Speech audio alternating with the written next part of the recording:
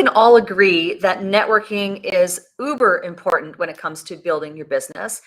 And I can think of no better person to have on Cash In on Camera than Michael Whitehouse, who is the guy who knows a guy. So from a branding perspective, you already have my attention and admiration, Michael, because how smart is that? The guy who knows a guy. It's so simple that it works. And we're here today to talk about networking and going really from zero, which was where people start from zero, but we need to get to that place where we have a full calendar. We want to have a lot of booked calls, and we want to get to that place so we can be really successful in our networking. So let's start there. Let's start with a little bit of your backstory and how you became known as the guy who knows a guy. Sure. So I went from zero to full calendar twice. Once in 2014 when I first moved to Groton, Connecticut and did it in person. And then once again in 2020 when everything went online. I went to a whole different world, a bigger, more exciting world beyond Southeast Connecticut, using the same strategies. But the way I became the guy who knows a guy was that in 2014, I started by knowing nobody. But I knew I needed a network. And I knew where networking happened, if not how. So, it happens at networking events. So I went to all of them. I went to every business after hours, business before hours, business during hours, line cutting, ribbon cutting, hair cutting. I would have shown up for the opening of an envelope. And what I found was in 6 to 9 months later, I was at the place where I was connecting movers and shakers to other movers and shakers. Now, this is partly a New England phenomenon and partly just that you never realize how few people know, because if they haven't met, they haven't met. So I'd connect to people who, the mayor of this and the owner of that, they lived 10 miles apart for 50 years. They've never met before. And I'd connect them. And suddenly I've lived this area less than a year. And I realized I'm making connections. I'm doing something. And it wasn't magic. It wasn't some unique strategy I had. It was simply I was following a system. And partly because I started from zero. When you start from a little bit, you're like, I know people. When you know nobody, you know nobody. It's kind of like how it's better to be fired from a job than have a crummy job. When you have a crummy job, you're like, oh, okay, well, maybe this is okay. When you're fired, you have no job. You know you need a job. I had no network. I knew I needed a network. So I wrote it down, and I put out this book called The Guy Who Knows a Guy. And I became known as the guy who knows a guy because if you're running a networking event, you're running a chamber of commerce, who would you rather have at your event? The author of The Guy Who Knows a Guy or the guy who knows a guy himself? So that's how I picked up that nickname. But what the real key to it, the major thing I was doing was I was coming to offer value. And partly, as I think back on it, it almost came from a place of insecurity. I was new in the area. I didn't have a business. I didn't have money. I didn't have particular skills. I wasn't a master of anything, but I did have a network. So if I met with you to make it so I didn't feel like I was wasting your time, I'd make a few introductions. And then I'd meet with someone else. I'd make a few introductions. And it was mostly out of a place of, as I said, started from a place of insecurity. I just wanted to provide some value. And after I did this long enough, I realized the introductions were the value. It wasn't about what I could teach or what I could do or what my business did. I could make connections. But it starts from the idea of giving without expectation and receiving without resistance. So there's two parts to that. Give without expectation and receive without resistance. I actually figured out the first part pretty well. It was the second part, not knowing that, which made me the best connected Uber driver in Connecticut for a while. Right. I didn't have a business, I couldn't monetize, but I was meeting all kinds of people. And that's, so the short answer to how do you fill the calendar is you give without expectation. You make those introductions. When you do that, people are going to want to reciprocate. But Michael, I want to dig into that a little bit more. Let me dig into that a little bit more. Just the first part, which is to give without expectation. Listen, people are doing networking with an expectation that it's going to lead to something now or in the medium term or in the long term. So there is an ulterior motive laid down behind it. So how can we be authentically building those connections and filling our calendar from a giving perspective, like from a service perspective and like a networking without expecting anything in return, when really, in fact, we do want something in return? You know what I mean? Like there's like it's a tough thing to balance because people, I think for the most part, people who watch, this show or, shows of this nature, who are like looking at entrepreneurship and business and coaching and that sort of thing. They're doing it because they really believe in what they're doing. They're on a path, they have a passion, they have a mission, they're out there to do good work, but at the underlying of it, they ultimately want there to be some benefit to them. Yeah. Well, so some of this starts from a mindset point. You got to back up way before you get to the networking to what you're offering. And I had trouble with this before in my pre-pandemic days. I was selling other people's stuff. I sold printing, I sold cars, I sold insurance, I sold magazine ads. And did I believe in it? Yeah, they weren't bad things. But they weren't life-changing things. So I wasn't a great salesperson because I didn't believe in what I was doing. So I really did think of sales as something I did to someone. And Yeah. so then if I went into network to sell them, I was like, I want to take their money, and I guess I'll give them some value. But if you're a coach, if you're a trainer, something like that, hopefully you really believe in what you're doing, and you're not selling to make money, and you're like, I need money. I guess I can coach on this. I can network here so I can make money. Yeah. Yeah. It's the wrong energy behind it. If you're the right kind of coach, you're doing it for the right reasons. I have knowledge. I know how you can clear your mindset blocks. I know how you can improve your marriage. I know how you can whatever. And I need to get paid because I can't be a good coach living in a cardboard box. If I'm spending all my time driving Uber, I can't be spending my time coaching. And if that's your mindset, then you're thinking of it as my business is a service. And now my network and concierge business, that's the way I think of it. People hire me to make introductions for them. And of course, they're going to pay me something. That's expected. We'll talk about what it is. They'll say, oh, I kind of like that. So what's it cost? I tell them what it costs. They say, oh, that sounds good. But there's no negotiation. We don't have that, adversarial, like, all right, so what's it going to take to get you in this program right now? It's more, I'm going to help you in this way. You're going to reciprocate in that way. That way happens to be money. That's how it goes. And so then you take that to the networking side. What leads those conversations doesn't come from a place of taking. I'm not coming from a place of, all right, who of your friends can I target as prospects that I can then engage in the sales process and put in my funnel? It's more a matter of who can I get into my universe that I can provide value to. My funnel, I have funnel like everyone else does. You sign up to get my audiobook or my podcast, you get on email list, you're going to get things. Some of those things you can buy. But I see it as this is a place I can stay in touch with people and provide them value. So it's all about thinking about giving that value. It's kind of like the concept I do have it handy, in Bob Burg's The Go-Giver, that your income is based on how much value you create in the world. So you approach it, I'm going to create value. I'm going to give value to the people I meet. I'm going to give value to the people on my email list. I'm going to give value to the people who watch a podcast I'm being interviewed on. It's all about creating that value. And don't worry about how does this action put money in my pocket. In the aggregate, and now you do need a monetization path. This is where I stumbled for quite a while. There needs to be otherwise it's not a business, which happens a lot in the coaching industry too. Like a lot of people who are service driven, and then at the end of the day, they're not making money because they're not either don't have, again, their offer dialed in. So to your point, going back to the beginning and figuring out what it is that you do and how you offer it. But yeah, this happens actually more often than you might imagine. People are like giving, but then they don't have any kind of structure for receiving in return. And if you ever have people say, I love what you do, either I love what you do, how can I refer you? Or I love what you do, what can I buy from you? And they're confused and they honestly want to help or support you or become a customer and they don't know how. This is your red flag that you need to stop everything you're doing and fix that. Because if you don't have that set up, and I know because I spent a year and a half not having that in place, and I was connected to everyone, and it laid a great networking groundwork, but it would have been nice to get paid during that time. But I didn't have that groundwork laid. So if you have people who like what you're doing, you're generating positive feelings and good relationships, and people want to make introductions for you, but they don't know how, and they're telling you that, then you need to step back and either work with a coach who can help you or figure it out yourself. What can people pay you for? And it could be as simple as I charge $250 an hour for coaching services. I charge $1,000 a month for, the simplest way to do is one-on-one coaching, and they can pay you through PayPal or Stripe or whatever. It doesn't have to be a course and a system and a university. I totally but you got to have something. And this happens a lot too, where people are, again, we're going on a tangent here because I'm taking this a little bit off course, but just let me make this one point. Your offer does not have to be complicated. You don't have to have a complex marketing funnel in place in order to start monetizing. Yes. Michael, question for you about networking.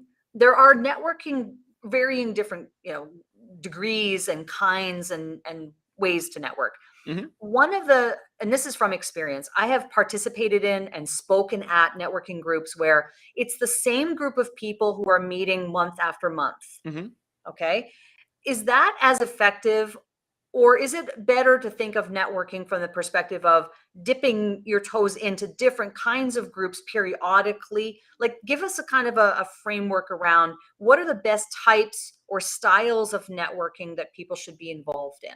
Sure. Yeah. So I actually have a 5-level framework called I call Ninja, because that's an acronym. Because whenever you make an acronym out of Ninja, you do. Of course you do. Of course you do. And so the first level is networking. That's the N. And that's where you go to an event looking for your clients, looking for your prospects. And there's a way to do that well without being the creepy, pushy insurance salesman type. You can be the friendly insurance salesman type. But it's still, you're looking for your customers in the room. Level 2 is introductions. You're looking for introductions to people, to your customers beyond the room. That's what you're talking about. The BNI, same people in the room every week. You get to know them and they get to trust you to refer you to customers. That's level 2. Level 3, this is where it really gets interesting, is non-competitive partners. This is where you're not looking for introductions to your customers. You're looking for introductions to your partners who you can have relationship with that can lead to customers. And then level 4 is joint ventures. Level 5 is affiliates. Those are more complex. You do need systems and structures in place for those. But level 3 is what I always try to get people to, because you can go straight to level 3. And the importance of level 3 is if I meet you at an event and we're talking about who your partners are and who you'd like to collaborate with, I'll connect you to potential partners all day long. Because worst thing that happens, for the most part, is that somebody says, oh yeah, nothing happened there, but it was a nice conversation. If I do a level 2 introduction, if I introduce you to a prospect, worst thing that happens, someone says, Michael, why'd you introduce me to someone to pitch me? She was pitching me all day long. I didn't want to hear her pitch. I didn't have time for that. So I'll introduce to potential partners. And if someone's thinking of that level, then I say, I can also introduce you to spaces where you can find more people who are already thinking that way and network at a higher level. So it's not so much about what spaces you're in as what you're doing. Now, obviously, you want to be in those spaces. If you're in a space where everyone's looking for their customer, they're not going to understand the idea of introduced to partners. So you might be able to ask the right questions to draw value for them, but that might be the wrong room. But if you can get to that partner level, then you're going to meet people who will routinely refer you people and you'll refer them people. And that's part of how you fill the calendar. You get a group of people around you who on a regular basis say, oh, Michael, you know who you should know? You should meet Susie. Here, let me send you an email. And this will lead to your calendar being filled with, which can create its own secondary problem, which I think we're going to touch on in a moment. Yeah, exactly. So, it's a good problem to have. Like if you get yourself and you're using all Michael's, methodologies and these 5 steps to really start filling your calendar, it can be almost too much of a good thing, because now all of a sudden you have a full calendar, which is the problem you want to have. Yep. But there's a different strategy than Michael when that happens. And I'd love for you to be able to just touch on that briefly. What happens after we filled our calendar? Then what? Sure. So I had an experience once where I reached out to somebody to have a one-on-one call, this exploration, how can we collaborate kind of calls. And they said, oh, I don't do those. I don't have time for the exploration calls. And it's because this person was at a level of fame where a lot of people said, hey, let's explore how we can collaborate. Okay. And by collaborate, it was sell you or pitch you on promoting my stuff, basically. Okay. So, but I never wanted to have to say no, because 9 out of 10 of them might not be productive calls, but the 10th one could be my next $1 million partner. Who knows? So what I created was simply an open virtual coffee. So if you go to my website, you can find a link, and every Friday at 10 a.m. Eastern time, I open up a Zoom room for an hour, and anyone can hop on my not on my calendar. Anyone can go to that link, get access to the Zoom room, and introduce themselves. And what this did is it created a pressure valve on my calendar, because I don't necessarily want to give half an hour to every single person who wants to meet with me, because a lot of those conversations are, well, it was nice to meet you, but I have nothing to sell them. They have nothing I need. There's no value in that conversation from a business perspective. But I also don't want to be the guy who's like, I don't have time for you, or I don't know, justify why you deserve a spot on my calendar, because that creates a certain energy. So I say, for anyone who comes to me, I say, I got an open virtual coffee.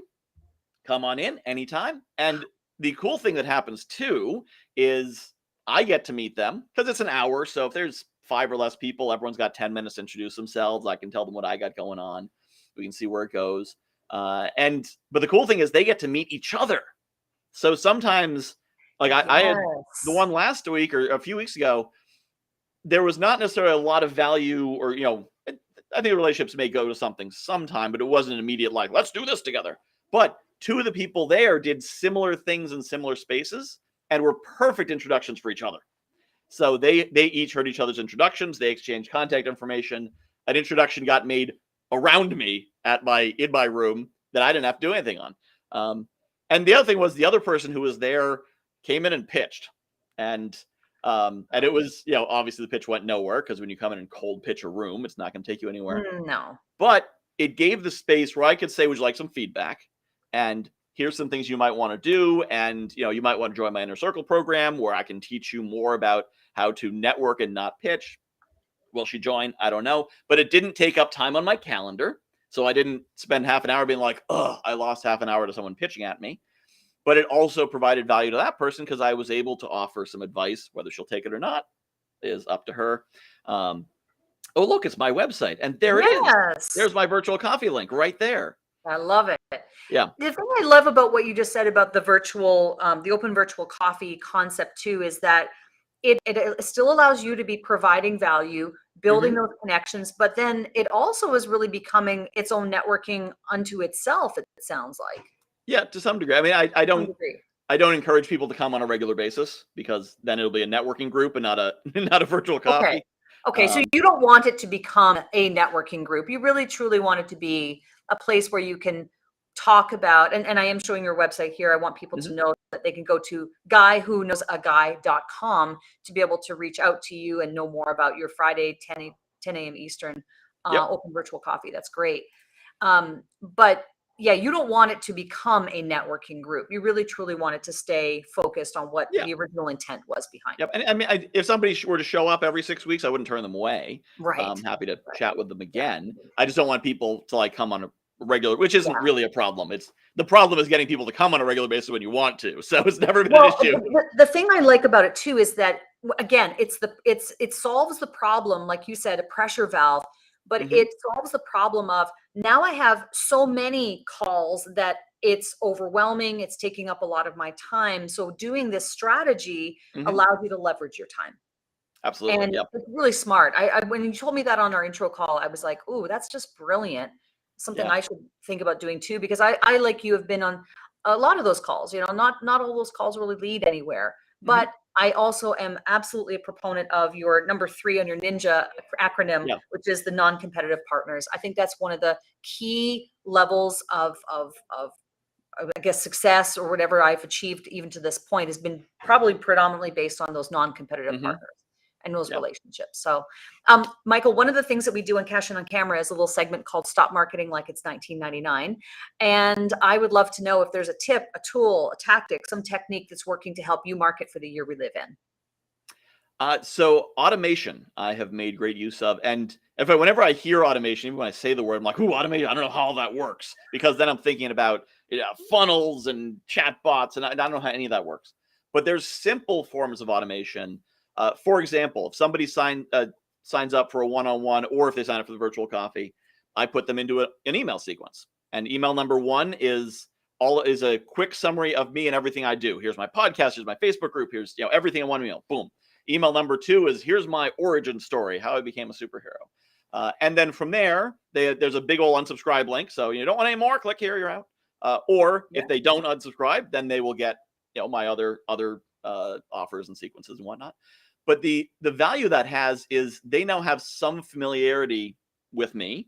And if they're as busy as I am, they don't have time to do background checks on, searching through the LinkedIns and whatnot. It's great to do that. I don't have time for it. But if I get an email that's like, here's a quick summary of me. Oh, cool. Here's what I need to know. So there's things with automation you can do. I also have a sequence that once a week or so, when you're on my list, once a week or so, you get an email. First, you get email 1, then 2, then 3, introducing you to TEDx talks, podcasts, books, programs, evergreen stuff. But once a week, here's something valuable I've run across. And that's automated. So if you sign up right now, you'll get the first one. If you signed up a year ago, you would have gotten the first one then. You'd be on the 50th one now. And that way, I just need to write one email a week, and the people who are on that get continuously served. So there's a lot of places where you can put robots to work for you. You know, Calendly is a basic example of that. To do the work so you can maintain a relationship and engagement without having to keep track of thousands of people and everything with there. And it works. It works remarkably well to maintain that connection. And I'll get an email back from someone 6 months later that I haven't talked to, and we hit it off well enough, but didn't go anywhere. They get it. They respond to a random email. They say, "Hey, yeah, Michael, you do such and such, right? Because we should talk about that now." Just because I stayed in their universe. Yeah, because at that moment when they first join your, let's say, email list, they're in a different place, and things evolve. As we know, things change very rapidly in this space, and that where somebody is on day one can be very different than where they are in month 6. Yep, So or I'm in a very different place. Yeah. Well, Michael, this is great. Thank you so much for coming on the show today. We really appreciate your insight. I love your Ninja acronym. I love everything that you shared, and I'm happy to know the guy who knows a guy. And I'm happy to know you as well. Thank you so much.